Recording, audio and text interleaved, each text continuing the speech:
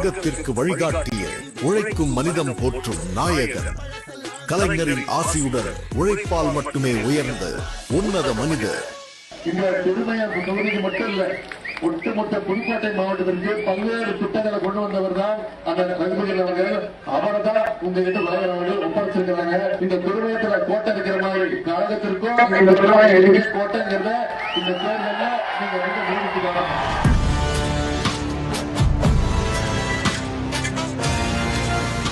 மக்களுக்காகவே தமது இளமை காலம் முதல் இன்று வரை தனது வாழ்வை அர்ப்பணித்த மனிதநேயமிக்க மாண்பாளர்.